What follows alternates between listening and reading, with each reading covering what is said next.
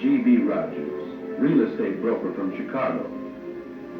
I originally came to this Southside district to make a property evaluation for one of my clients who was considering making a purchase in this area. As I approached the buildings, a group of kids ran onto the lot to start a game of ball.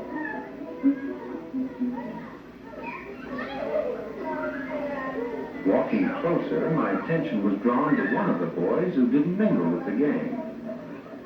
Watching him, I began to wonder why this lad was standing back. And then... What about Billy? He can't play. He's crippled.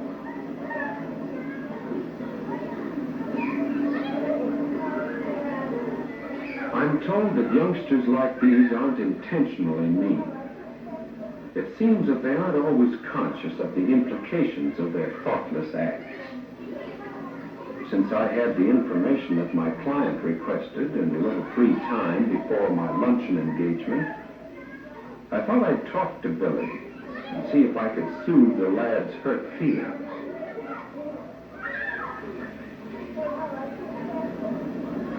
Mighty nice plane you got there. You make it?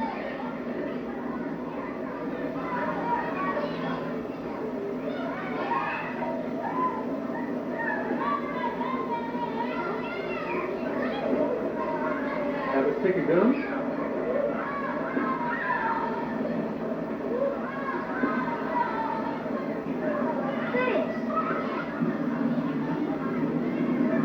Yeah, that's one of those jet jobs, isn't it? Sure do make them streamlined nowadays. As I sat talking to Billy, I remembered a friend of mine, a Shriner, and realized that I might be able to help this boy. I wanted to meet Billy's parents, so I walked home with him. As we walked, I thought back on what my friend had told me regarding the Shriner organization.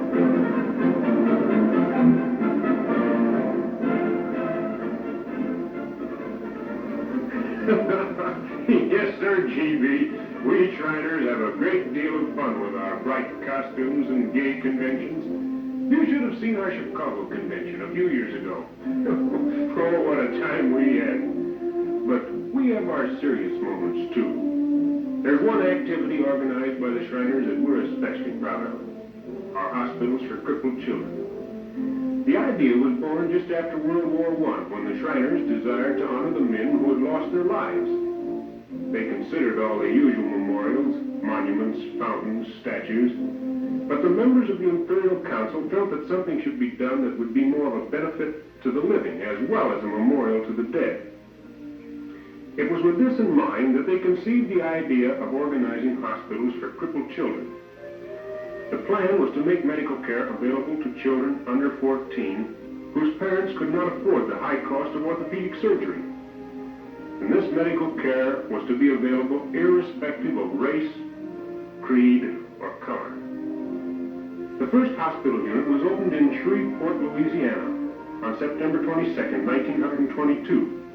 And since that date, the Shriners have increased the total number of hospitals to 17.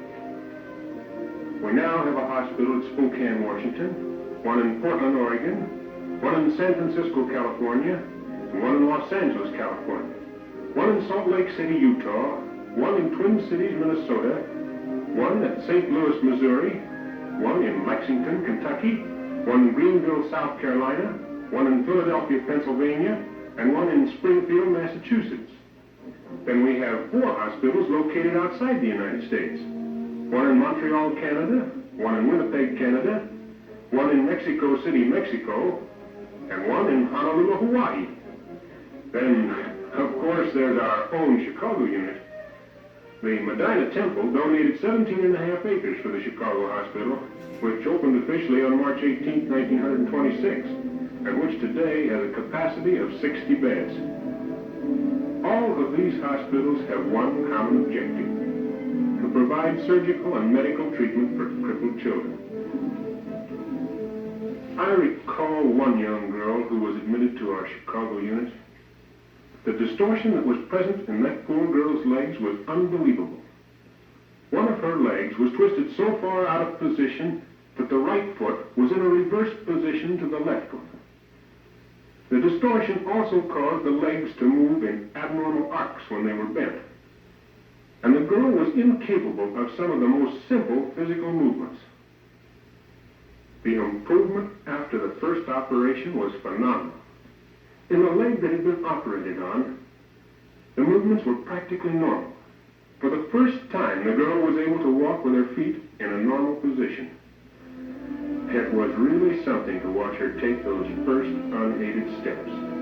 They were hesitant and shaky, but the doctor said that with exercise and practice, she would soon be walking practically normal. You'll have to come out to the hospital with me someday, GP. I'd like to show you around.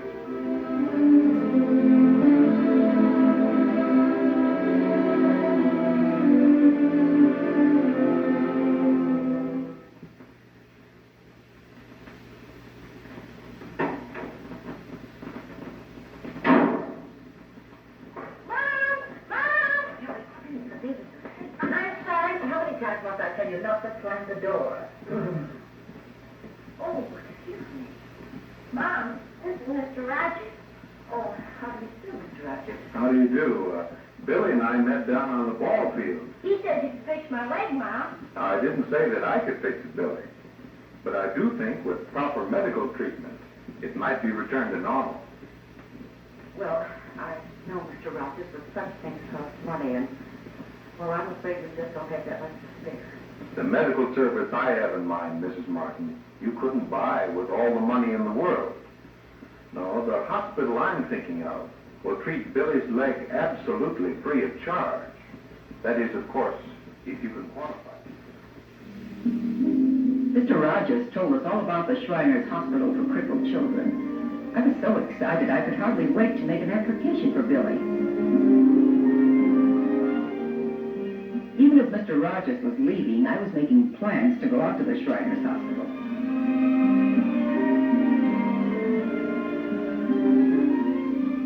The next day, after Billy had gone to school, I took the baby over to Mrs. Johnson, our next-door neighbor, and left for the hospital.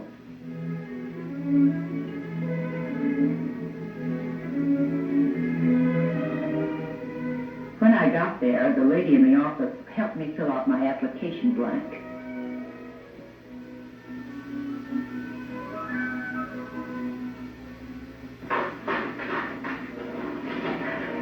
How many dependents do you have? 2. And what is your occupation, Mrs. Martin? I do housework, and I also take in laundry.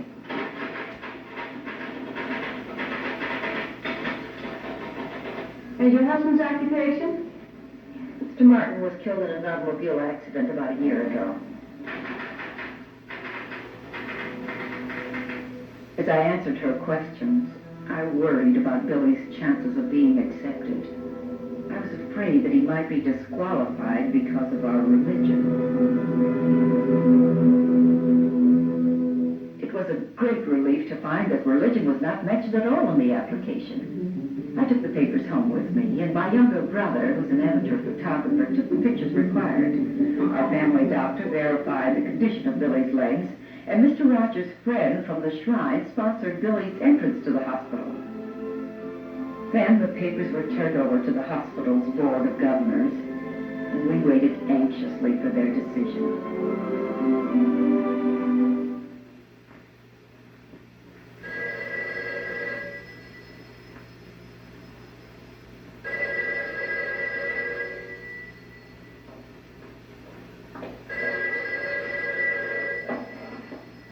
Hello? I'd like to speak to Mrs. James Martin. Mrs. Martin speaking. This is the Shriners Hospital for Crippled Children calling. Yes? We're very happy to inform you that treatment for your son Billy was approved by the board. You're to bring the boy to the clinic next Friday. Oh, thank you. Thank you very much. Billy! Billy! I took Billy to the hospital on Friday morning as they requested. I was nervous and excited as I entered the clinic where the children and their parents were waiting to see the doctor. We registered at the desk, gave the nurse the necessary information, and then sat down with the other patients to wait for our name to be called.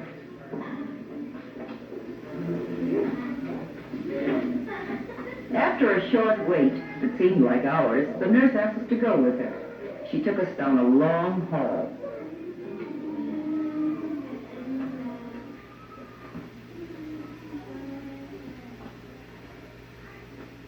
We entered one of the many examination rooms where we met the doctor. He asked me to be seated and had Billy take off his clothing to get ready for the examination. While Billy was undressing, the doctor asked me the usual questions about children's diseases and other diseases which Billy had come in contact with. Then he gave Billy a thorough physical examination.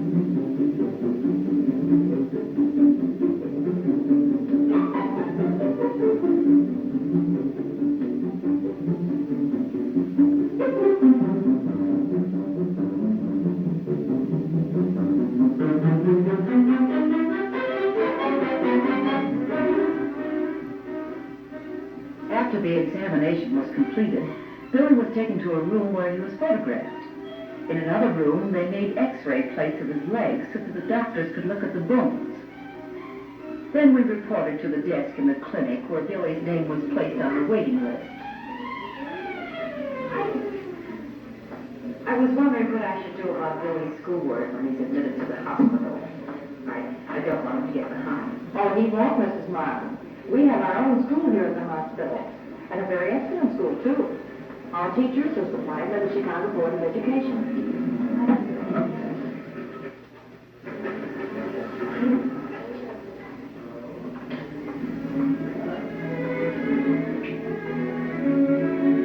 While we were waiting for an opening for Billy, Mr. Rogers thought that I might like to see more of the hospital.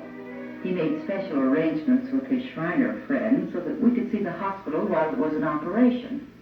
A very nice nurse escorted us around. She showed us the lovely recreation room where the nurses relaxed during their off-duty hours. And then we saw the children's library, which contains most of the favorite books. We also saw the well-equipped laboratory where the doctors can run special tests. I was especially impressed by the cleanliness in the sterilizing room and in the beautiful stainless steel kitchen. We happened to be there while they were eating lunch, so we saw the younger children eating at their special-sized tables. One of the older patients, a boy in a full-bodied cast, ate from a tray placed on his cart. And there was a little fellow with casts on both legs that demanded special attention.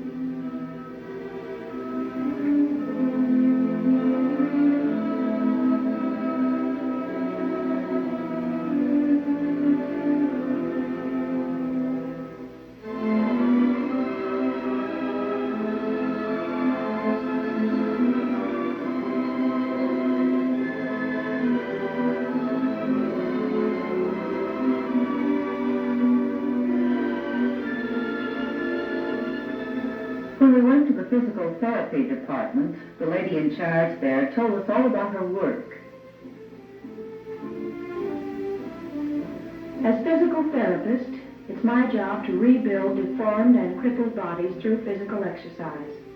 My daily routine and techniques vary greatly with each of my young patients. The girl walking with crutches is a case of cerebral palsy.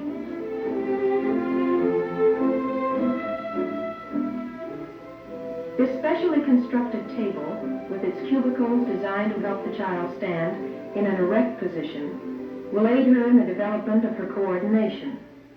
This development is extremely important in cases of this type.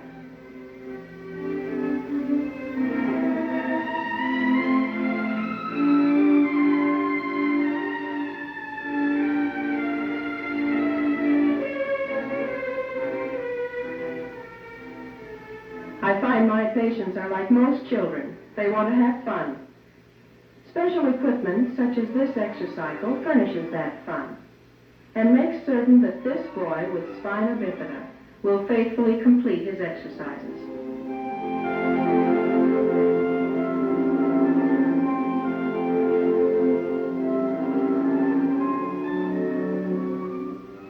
My work also has its dramatic moments. This boy, being treated for coxa vara, is making his first attempt to walk since his operation.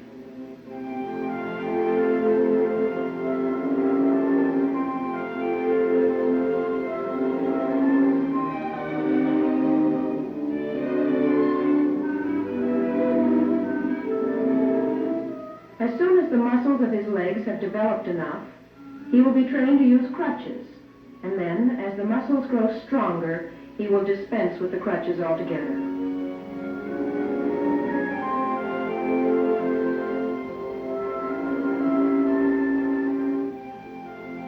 Massage is an important part of physical therapy. It's applied to stimulate circulation. Careful manipulation by skilled hands helps to increase knee motion.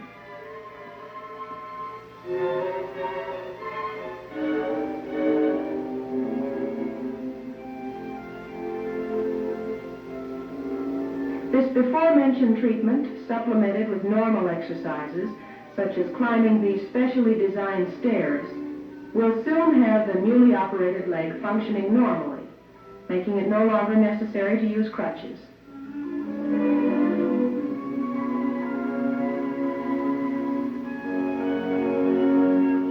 This large tank, which we jokingly call our swimming pool, is a Hubbard tank. Although this tank is primarily used for infantile paralysis victims, it's also used for other types of patients.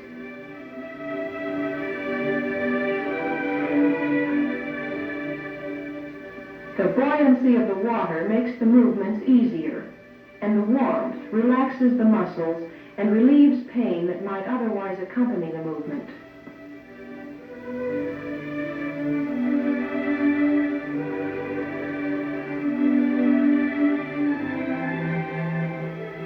The young girl now being treated in the tank is being given medical care for rheumatoid arthritis. Her recovery is being aided by recently developed hormone therapy.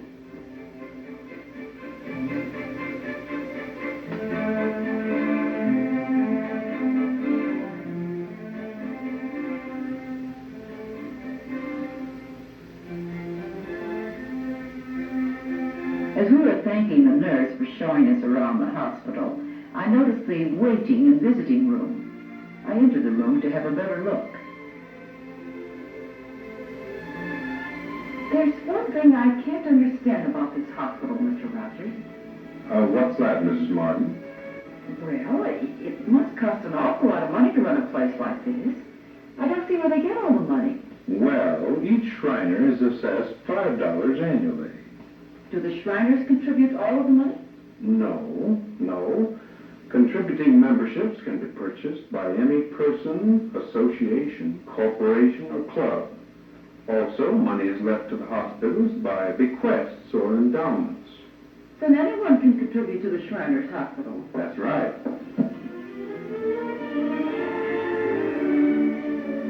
As soon as there was an opening, the hospital notified me, and I took Billy to receive his surgical treatment. Boy, did I ever get the works after Mom left. I got a bath, and what a bath. Then they took me down to a large room where there were a lot of beds. They gave me a bed and some clean clothes.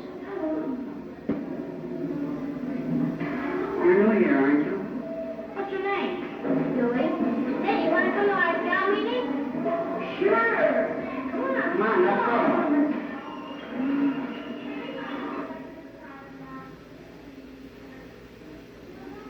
I pledge allegiance to the flag of the United States of America and to the republic for which it stands, one nation, indivisible, with liberty and justice for all. The meeting was real swell. One of the older boys taught me how to tie a real cowboy slip knot, the kind they use in my sewing cattle. On Saturday afternoon, the whole gang gathered in the recreation room to watch a movie.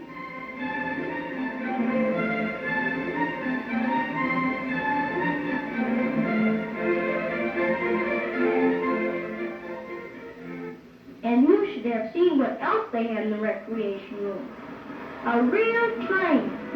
Of course, it was just a toy one, but it had controls just like a big one, and even a whistle. Boy, it sure looked like I was going to have a lot of fun here. And then...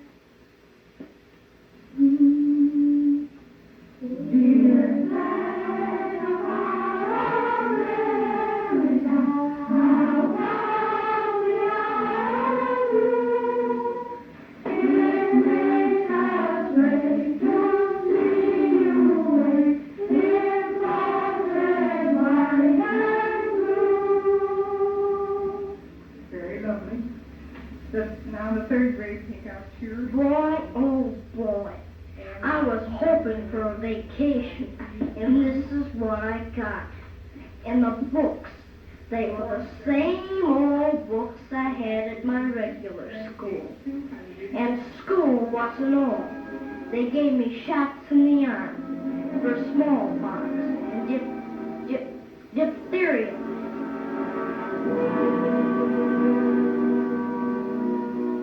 And there were even worse things.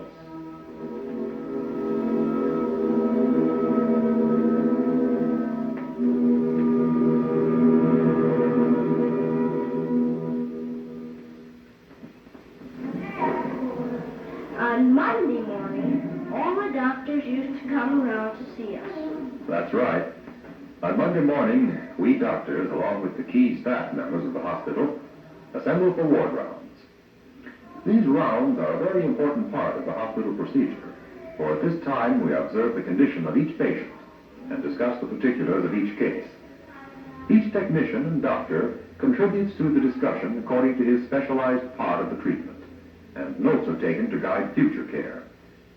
When related or unrelated complications of a case demand attention, we ask one of the many consultant physicians who work with the hospital to attend the ward rounds. Our consultant staff includes doctors in dermatology, pediatrics, psychology, internal medicine, plastic surgery, general surgery, physical therapy, pathology, and eye, ear, nose, and throat specialists. One of the important details of our ward rounds is to discuss the new patients who've just been admitted to the hospital. This boy, who doesn't care much for the special attention we're giving him, has bowed legs resulting from rickets. We seem to be encountering an increasing number of rickets cases that are apparently resistant to vitamin therapy. One of the more common conditions that we treat is that of club feet. For best results, the treatment of club feet should commence as soon after birth as possible. Such treatment is prolonged and correction is obtained gradually over a period of years. Many patients with club feet are handled as outpatients, living at home with their parents and returning to the outpatient clinic for treatment. Actually, each of our patients, even those who have received surgery and treatment in the hospital, return to the outpatient clinic. We have more than 2,000 patient visits to our clinic each year. Our concern on the rounds is also to determine the extent of progress of the patient under treatment. This young girl, being treated for tuberculosis of the spine, had paralysis of both legs on admission to the hospital. At present, she is immobilized in a plaster cast and is receiving general hygienic treatment, coupled with the use of new drugs. Her progress has been remarkable, considering her paralyzed condition when she entered the hospital. She has now regained control of both legs. And progress is checked in other young patients, such as this boy, whose leg is under traction to assure proper knitting of the bone. Or this lad, a severe burn case with contractures that required both plastic and orthopedic surgery. We also check the progress of recovery to determine when the patient can walk and participate in other physical activities which involve the use of the healing arm or leg.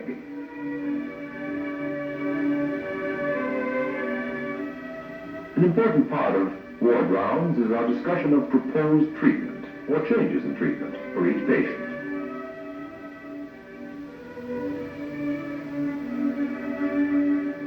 This deformed spine is more than a visible disfigurement. The position of the spine and ribs interferes with the normal function of the heart and lungs. The first step in correcting this condition is to extend the body and hold it in position with a plaster cast. In order to make the corrective adjustments in each particular case, the child is supported in this specially designed frame, which holds the body erect and extended while the plaster is applied and molded. The back will finally be kept straight by means of bone grafts, which will make sections of the spine solid.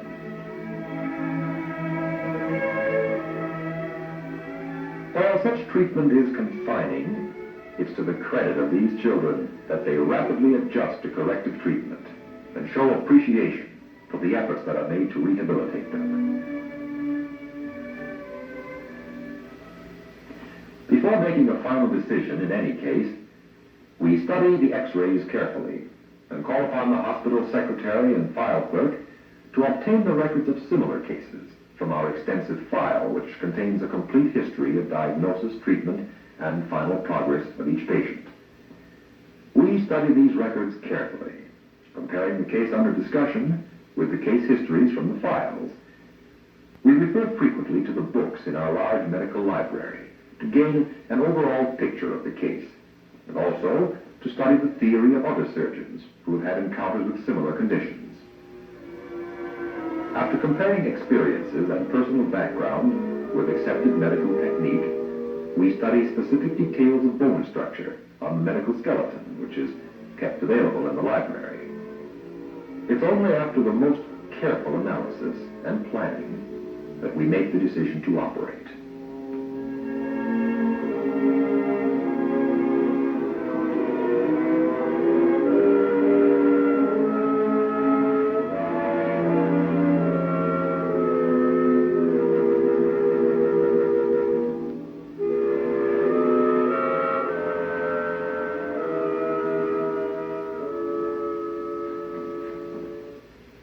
Billy was returned from the operating room July 21st, 10:34.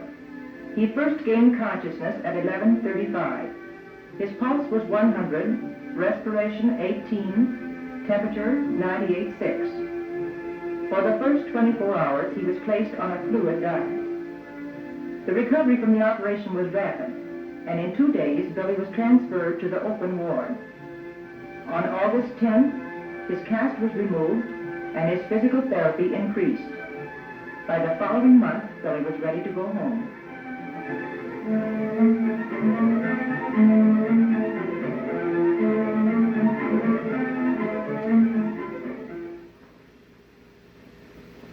Oh, Mrs. Martin, have you seen this?